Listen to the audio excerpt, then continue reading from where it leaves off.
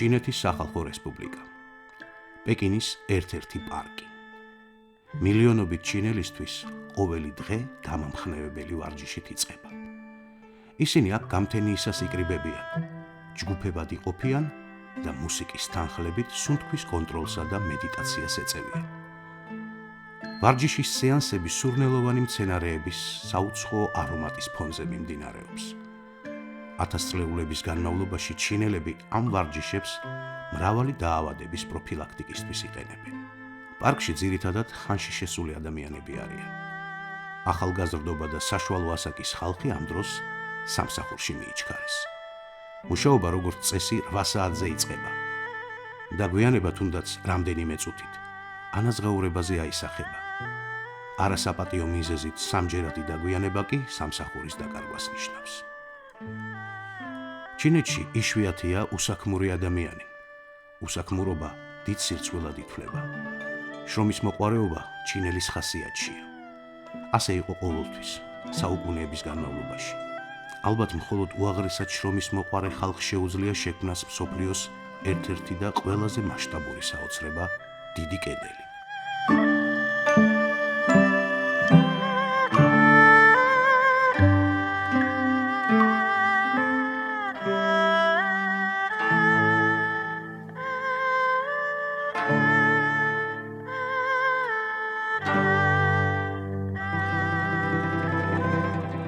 მსოფლიო არქიტექტურის უდიდესი ძეგლის სიგრძე 8852 კილომეტრია. ეს თითქმის თბილისიდან ნიუ-იორკამდე მანძილის ტოლია.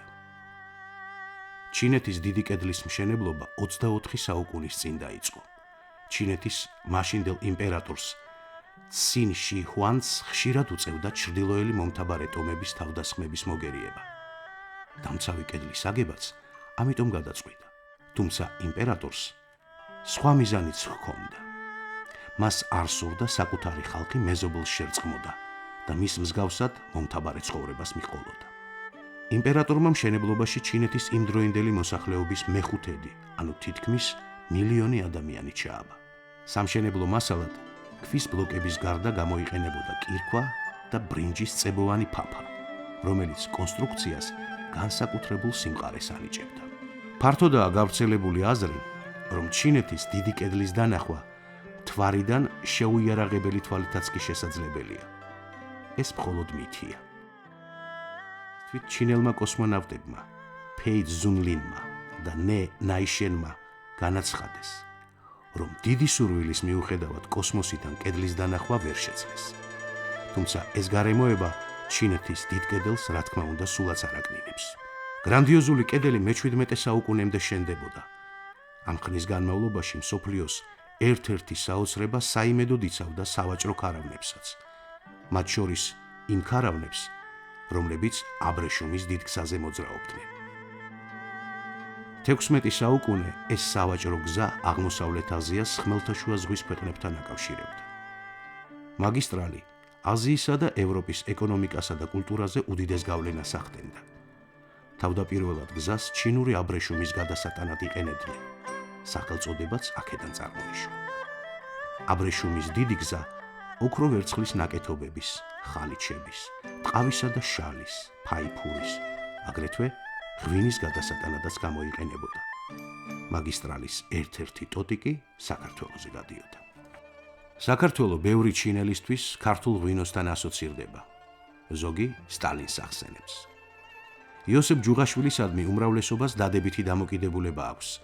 იციან, რომ ერთდროს სტალინი და მაო თანამებრძოლები იყვნენ. ქართული ღვინისადმი კი აზრი ერთმნიშვნელოვანია. საუკეთესოა, ამბობენ ჩინელები. ოფიციალური პეკინის წარმომადგენელთა განცხადებით, უახლოეს მომავალში ჩინეთი ქართული ღვინის უპირველეს იმპორტიორად იქცევა. ჩინეთი ერთ-ერთი პირველი ქვეყანა იყო, რომელმაც საქართველოში საელჩო დააფუძნა. საქართველო-ჩინეთის ურთიერთობები ღრმავდება.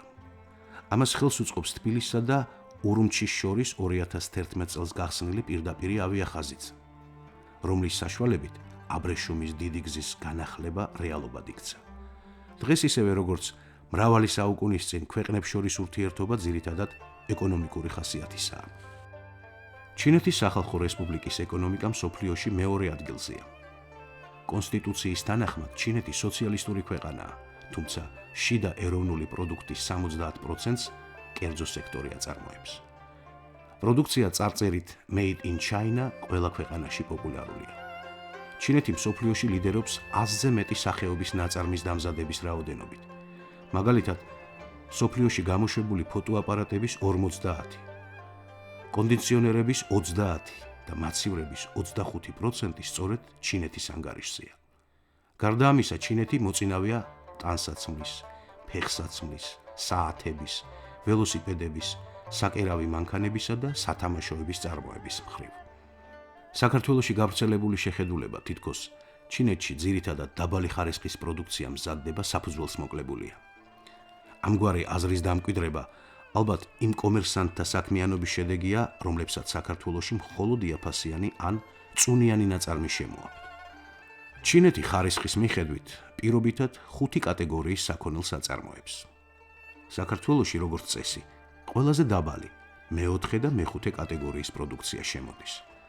მაგალითად, ამერიკის შეერთებულ შტატებსა ან ევროპაში უმთავრესად უმაღლესი ხარისხის პირველი ან მეორე კატეგორიის საქონელი იგზავნება.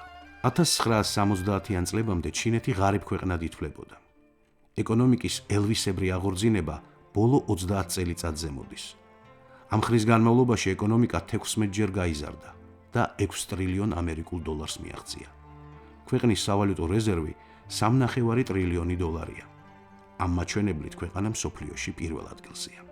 დღეს ჩინეთი არათუ სამრეწველო თუ საყოფაცხოვრებო პროდუქციის წარმოებითაა მოწინავე, ჩინეთი ერთ-ერთი ლიდერია მაგალითად უახლესი ტექნოლოგიების ან კოსმოსის ათვისების მხრივ. თანამედროვე მეგაპოლისებით, ცათამბჯენებით და ესტაკადებით იგი აგრეთვე ტოლს არუდებს მსოფლიოს სხვა მოწინავე სახელმწიფოებს.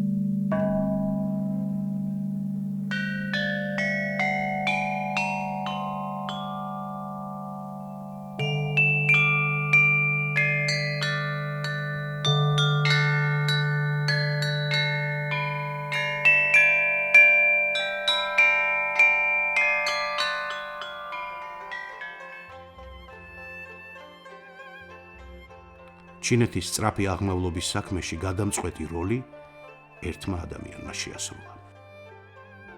ჩინელ პოლიტიკოსსა და რეფორმატორს დენ სიაოპინს არასოდეს ეკავა ქვეყნის ხელმძღვანელის თანამდებობა. თუმცა 1970-იანი წლების ბოლოდან 1990-იანების დამდეგამდე იგი რეალურად ჩინეთის პირველი პირი იყო. 1904 წელს დაბადებულმა დენ სიაოპინმა დაწყებითი განათლება ჩინეთშივე მიიღო. 15 წლისა საფრანგეთში გაემგზავრა, სადაც სწავლას რენოს ქარხანაში მტვირთავად მუშაობას უთავსებდა. იქვე გაწევრიანდა კომპარტიაში და ჩინეთში დაბრუნებისას ხელისუფლების საწინააღმდეგო იატაკქვეშეთის ერთ-ერთ ლიდერად იქცა. მონაწილეობდა სამოქალაქო და ჩინეთ-იაპონიის ომებში. 1957 წელს იგი ქვეყნის კომპარტიის ცენტრალური კომიტეტის გენერალურ მდივნად აირჩიეს. ამ თანამდებობაზე 9 წელი იმუშავა. შემდეგ მაო ძედუნთან უთანხმოების გამო თანამდებობა დაატოვებინეს და ციანსის პროვინციაში გადაასახლეს.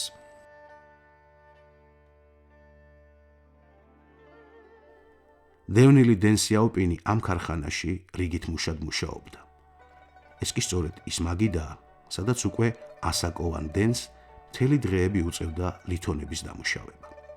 ყოველ დილით იგი ერთი და იგივე, დაახლოებით კილომეტრ-ნახევრიანი სიგრძის გზას გადიოდა. ღარიბული ქოხიდან ქარხნის საამქრომდე. საღამოობით იმავე ბილიკით შინ ბრუნდებოდა. წლების შემდეგ, როცა ის ხელმძღვანელ თანამდებობაზე დააბრუნეს, დენ სიაოპინმა თქვა, რომ ახალი ჩინეთის შექმნის იდეა სწორედ ამ ბილიკზე სიარულისას გაუჩნდა. კარდინალური გარდაქმნა დენ სიაოპინმა საერთაშორისო ურთიერთობებით დაიწყო და მსოფლიოს წამყვან ქვეყნებთან საქმიანი და მეგობრული კავშირები დაამყარა. განახორციელა ძირეული ეკონომიკური რეფორმებიც, რომელსაც ჩინური სპეციფიკის სოციალიზმი დაერქვა. დენ სიაოპინის ხელმძღვანელობით განვითარდა საბაზრო ეკონომიკა და შეიქმნა განსაკუთრებული ეკონომიკური ზონები, რითაც ჩინეთმა უზარმაზარი უცხოური კაპიტალი მიიზიდა. დენ სიაოპინის სახელს უკავშირდება პოლიტიკური რეფორმებიც.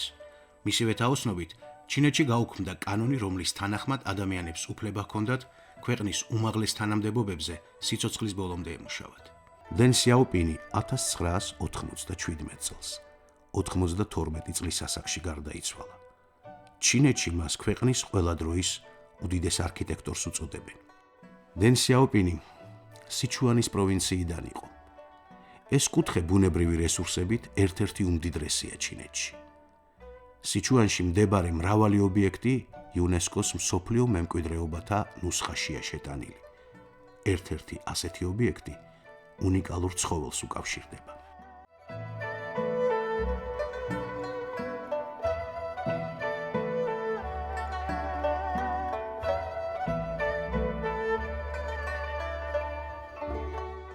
კიდევ ერთი ჩინური საოცრება – გიგანტური პანდა, ველური ბუნების მსოფლიო ფონდის სიმბოლო. ეს კადრები გადაღებულია მსოფლიოში ერთადერთ ზოოპარკში, სადაც მხოლოდ პანდები ბინადრობენ. აქ მათი რიცხვი 120 აღწევს. სულ კი დედამიწაზე დაახლოებით 1600 გიგანტური პანდაა. ისინი მხოლოდ ჩინეთში ბინადრობენ. მიუხედავად იმისა, რომ პანდა მტაცებელ ცხოველად ითვლება, ის ფაქტობრივად მხოლოდ ბამბუკით იკვებება. მოზრდილი პანდა დღეში 30 კილოგრამამდე ბამბუკს ჭამს. ამ ულამაზესი დათვებით ჩინელები უზომოდ ამაყობენ და თვალისჩინივით უფრთხილდებიან. პანდის მოკლისთვის ადამიანი სიკვდილით ისჯება. ყველაფრის მიუხედავად, გიგანტური პანდა გადაშენების გზაზეა. მეცნიერების ვარაუდით, ეს სახეობა 100 წლის შემდეგ უკვე აღარ იარსებებს. პანდების რეზერვატთან ერთად იუნესკოს მსოფლიო მემკვიდრეობათა ნუსხაშია შეტანილი სიჩუანშივე მდებარე დუძანიანის საირიგაციო სისტემა. ეს ისტორიული და უნიკალური საირიგაციო სისტემაა, რომელსაც პროვინციისთვის დღესაც უდიდესი სარგებლობა მოაქვს. სწორედ მისი წყალობით ვახერხებთ რეგიონის სოფლის მეურნეობის განვითარებას. ჩვენს წელთაღრიცხვამდე 256 წელს ცინების სამეფოს მოხელემ ლიბინმა გრანდიოზული პროექტის შექმნა გადაწყვიტა.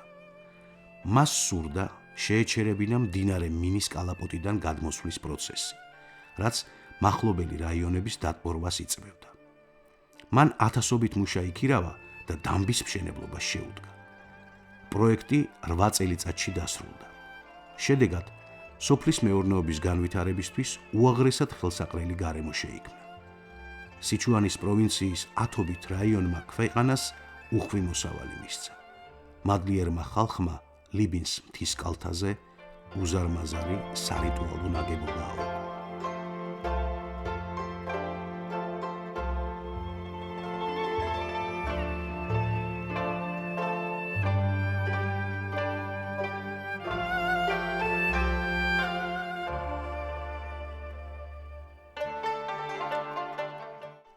საირიგაციო სისტემა, რომელიც დამბის, მთაში გაჭრილი გვირაბისა და წყლის შემკრები ნაგებობებისგან შედგება, დღემდე გამართულად ფუნქციონირებს.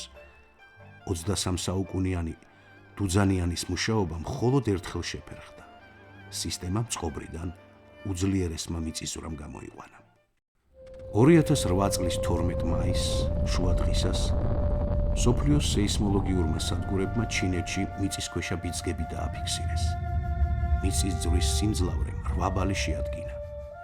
ეს ჩინეთის ისტორიაში ერთ-ერთი ყველაზე დამანგრეველი სტიქიური მოვლენა იყო. 10 მილიონზე მეტი ადამიანი უსახლკაროდ დარჩა. ეკონომიკურმა ზარალმა კი 130 მილიარდი ამერიკული დოლარი შეადგინა. მიწაძლიერად ირყეოდა. ამ დასახლების ზემოთ მდებარე მთასავხედე მთა გადახსნილი იყო. ჩავთვალე, რომ სამყაროს დასასრული დადგა. წამში ჩამობნელდა. ოჯახის წევრებმა სახლიდან გაღწევა მოასწრეს. მე ნანგრევებში მოვყევი. მხოლოდ მეორე დღეს შესძლეს იქიდან ჩემი ამოყვანა.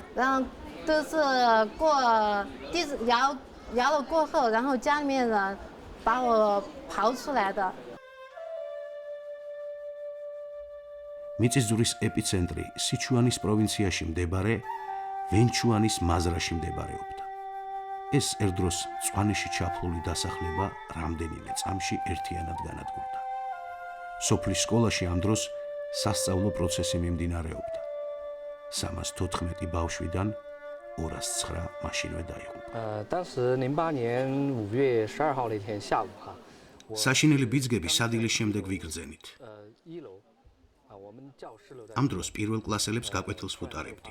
地震，感觉突然 ოთახის კარმა დეფორმაცია მიიღო. 一下，震得很， წიხლით გავამტვრიე 大概过了 და დაზაფრული ბავშვები გარეთ გამოვიყვანე. 我记得到的就是我们正在上数学课， მათემატიკის გაკვეთილი მიმდინარეობდა. 正准备讲练习册的时候， უცებ შენობა ძლიერად შეირყა. 他们躲到桌子底下，我就往 მასწავლებელმა დაიყვირა ყველანი მაგიდის ქვეშ შეძვერითო. 背上好重那种一样，然后 თავზე ჩანთა ავიფარე და ალბათ ამან გადამარჩინა. 感觉是砸东西把我脑壳砸到起的，后头才发现一个书包停到我脑壳上面。 მიწისძვრამ თითქმის 70,000 ადამიანი იმსხვერპლა. 18,000 დღემდე დაკარგულად ითვლება. დაზარალებულთა დასახმარებლად მთელი ქვეყანა დაირაზმა. ჩინელი ინჟინრები ერთი წელი სპეციალურ სეისმომედეგი ნაგებობების პროექტებს ამუშავებდნენ. შემდეგ ერთ წელიწადში კი ყველა ქალაქი და სოფელი აღადგინეს. 2008 წელს ეს 15,000-იანი დასახლებაც სტიქიას ემსხვერპლა. აქ სოფელ შუიმოში ძირითადად ტიბეტელები ცხოვრობენ. რამდენიმე წლის წინ მათი შემოსავლის უმთავრესი წყარო მიწათმოქმედება იყო. მიწისძვრამ სასოფლო-სამეურნეო სავარგულები ერთიანად გაანადგურა. მიწის დამუშავება შეუძლებელი გახდა. ამიტომ დასახლებამ სასწრაფოდ შეიცვალა პროფილი. ტურისტულ სოფლად იქცა და შემოსავალი გაცილებით დიდი აქვს, ვიდრე მიწისძვრამდე ჰქონდა. 灾后重建主要靠这个老百姓的自建。 ხშირად მეკითხებიან თუ როგორ მოვახერხეთ ასე სწრაფად ყველაფრის აღდგენა. 个建设过程中，首先肯定是以 საიდუმლო მხოლოდ ერთობაშია. 作为引导，和规划。 ხალხი და ხელისუფლება სინქრონულად უმოქმედებდით. მთავრობამ არა მხოლოდ შენობების, არამედ დასახლებების ეკონომიკის სწორი პროექტირება შეძლო. 不能就灾后重建而灾后重建。 ამის წყალობით შუიმო სწრაფად ვითარდება 最终和最后的目的， და ჩვენი ხალხი კარგად 老 ცხოვრობს. 百姓的生计问题和扶贫帮困，最终让老百姓能够住下来以后，要能够活下来。 ნიშნულოვნად დაზიანდა ეპიცენტრიდან 75 კილომეტრში მდებარე ქალაქი ჩენდუც. თუმცა დღეს სტიქიიდან 3 წლის შემდეგ ამ ქალაქსაც გრევისა არაფერი ეტყობა. ქალაქი ჩენდუ და მთლიანად სიჩუანის პროვინცია განთქმულია თავისი სამზარეულოთი. სწორედ ამ კუთხეშია გამოგონილი მსოფლიოში კარგად ცნობილი კერძი გუნბაო, ქათმის შემწვარი ფილე არაქისითა და წიწაკით. სიჩუანსა და ჩინეთის სხვა პროვინციების რესტორნებში სტუმრებს მრგვალ მაგიდასთან მასპინძლობენ. მაგიდის შუაში ასევე მრგვალი მინის მოძრავი დისკია, სადაც კერძები ეწყობა. ამა თუ იმ საკვების გადასაღებად სულაც არ არის საჭირო გვერდით მჯდომის შეწუხება. საკმარისია მინის დისკი მოძრაობაში მოიყვანოთ და სასურველი კერძი უმალ თქვენს წინ აღმოჩნდება. ჩინელები ერთი და იგივე დროს კაცრად განსაზღვრულ საათებში იკვებებიან. სტუმარს თავდაპირველად უშაქრო ჩაით და ხილით უმასპინძლდებიან. შემდეგ მოზრდილი ჭურჭლით ცხელი და ცივი კერძები შემოაქვთ. სადილის ბოლოს კი წვნიანს მიირთმევენ. ცდარია წარმოდგენა, რომ ჩინელის რაციონში ბრინჯი წარმოდგენილია დიდი რაოდენობით. ასევე მცდარია ისიც, თითქოს ჩინეთში უმთავრესად ბაყაყის ან გველის ხორცით იკვებებიან. ეს ეგზოტიკური საკვები მხოლოდ ორიოდე რაიონისთვისაა დამახასიათებელი. ჩინელის რაციონში სჭარბობს სოიო, ბოსტნეული და ზღვის პროდუქტი. კერძები მეტწილად ახალი ინგრედიენტებით მზადდება.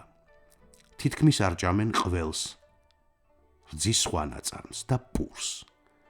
სუფრაზე არასოდეს იდგმება სამარილეც. ამ პროდუქტებს ჯანმრთელობისთვის მავნედ მიიჩნევენ. შესაძლოა, სწორედ ამიტომაც ჩინეთში იშვიათია მსუქანი ადამიანი. მოხუცებშიც კი იშვიათია მელოტი და ჭაღარა. ჩინურ სამზარეულოში ხშირად გვხვდება ინგრედიენტების საინტერესო შეხამება, მაგალითად, პომიდორის შაქრით ან ტკბილი ნამცხვარი მარილიანი ლორით.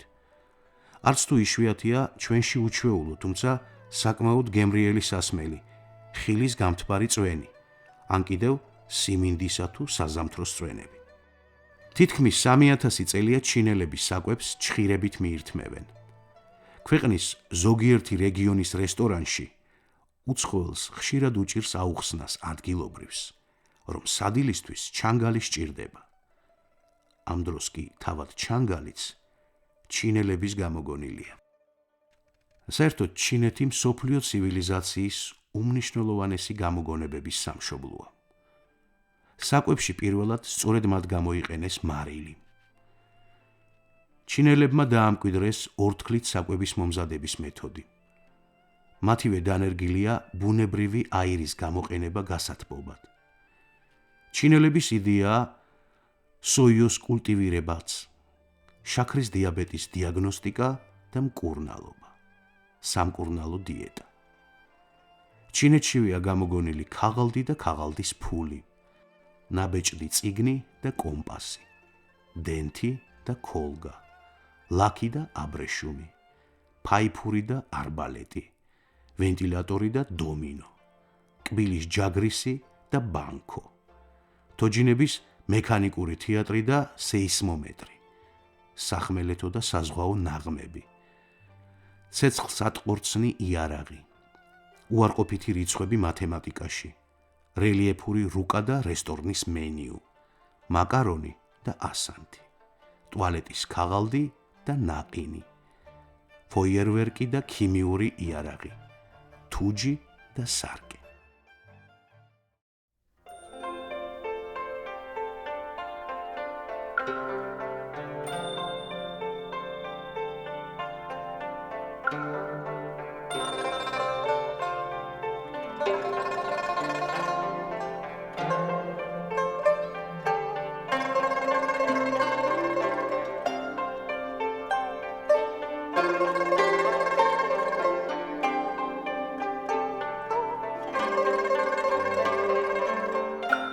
ამ პატარა დასახლებამ სოფლიოს შვენიერი გამოგონება აჩუქა. აქ ფაიფური შეიქმნა. ციანსის პროვინციაში მდებარე სოფელში ფაიფურის ნაწარმს დღესაც ისევე ამზადებენ, როგორც თითქმის 2000 წლის წინ. ფაიფური ჩინეთში ჩვენი წელთაღრიცხვის პირველ საუკუნეებში გამოიგონეს.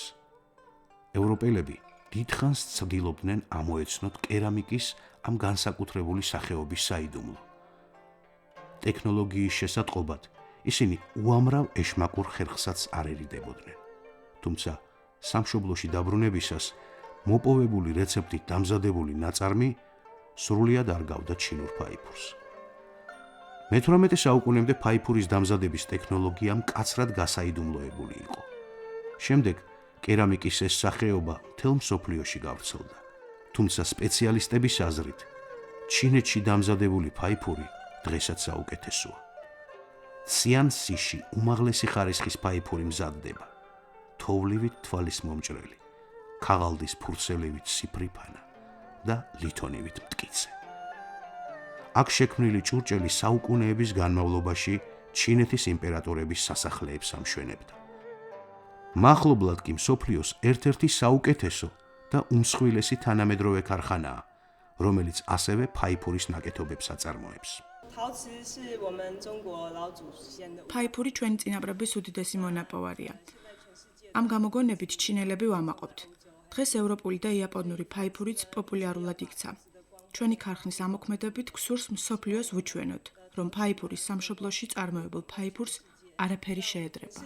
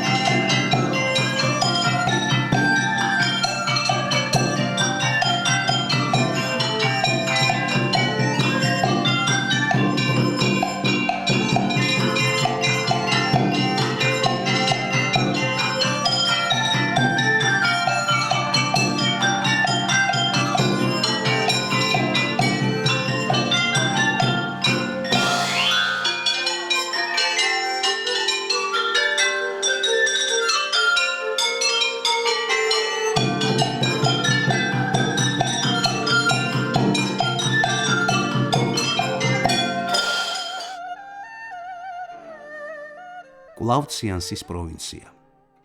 ქალაქი ჯინგაქშანი. ეს მთიან მხარეში მდებარე საკურორტო ზონაა და ძალიან ჩამოგავს ჩვენს ბორჯომს. მეგაპოლისებისგან განსხვავებით, აქ სუფთა ჰაერი და სიწყნარია. ქალაქში დასასვენებლად მთელი ჩინეთიდან ჩადიან. ასევე მთელი ჩინეთიდან ჩადიან იქ სახელმწიფოს მომავალი მეთაურებიც. ისინი კურსებს ჯინგაქშანის ლიდერთა სკოლაში გადიან. ტრადიციულად ქვეყნის უმაღლეს თანამდებობებზე არ ინიშნება პირი, რომელსაც მსგავსი სკოლა არ აქვს დამთავრებული. 我们这里是中国井冈山干部学院。 ეს კადრების სამჭედლოა. 17 ჰექტარზე გადაჭიმული აკადემია 2005 წელს შეიქმნა. აქ 4 კატეგორიის ხალხი სწავლობს. კომპარტიისა და ხელისუფლების უმაღლესი რანგის ჩინოსნები, სახელმწიფო უწყებების მთავარი მენეჯერები, ტექნოლოგიათა სპეციალისტები და არმიის მეთაურები. 3是国有及国有控股企业的高管人员，4是专业技术人员。 ციანსის პროვინციამ მნიშვნელოვანი როლი ითამაშა მაო ძედუნის ბიოგრაფიაში. 1930-იანი წლების დასაწყისში მაო პროვინციის კომუნისტურ ორგანიზაციებს ხელმძღვანელობდა. ამ მოკრძალებულ სახლში იგი რამდენიმე თვე ცხოვრობდა. ესეც მაოს სახლია, იმავე ციანსის პროვინციაში. დღეს აქ მუზეუმი ფუნქციონირებს. ჩინელი კომუნისტები მაო ძედუნის ხელმძღვანელობით მრავალი წელი იბრძოდნენ სამოქალაქო ომში. მათ აქტიურ დახმარებას სტალინი და მთლიანად საბჭოთა კავშირი უწევდათ. 1949 წელს კომუნისტებმა საბოლოო გამარჯვება მოიპოვეს.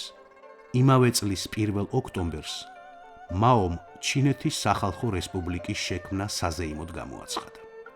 ეს ფაქტი პეკინის ცენტრალურ მოედანზე, ტიანანმენზე მოხდა. მოედანი მსოფლიოში უდიდესად ითვლება. აქედან იწყება ჩინელ იმპერატორთა სასახლეების დიდებული კომპლექსი.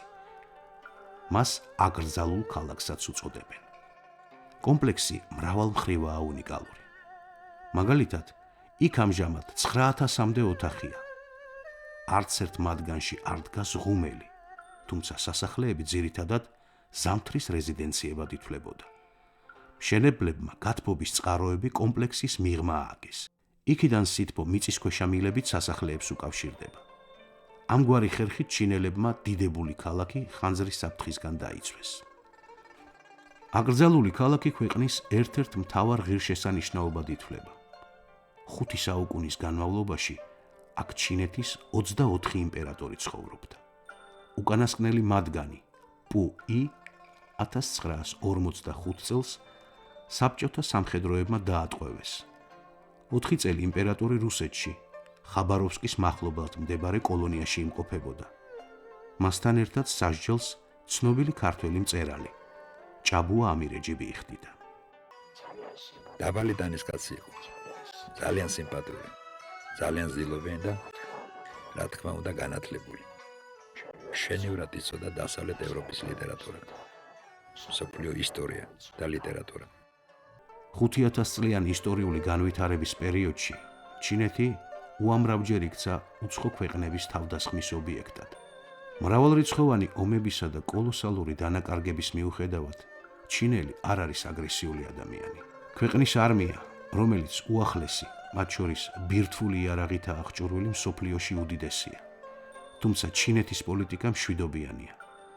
ოფიციალურმა პეკინმა არაერთხელ განაცხადა, რომ მოსაზღვრე სახელმწიფოებთან ტერიტორიული პრეტენზია არ აქვს.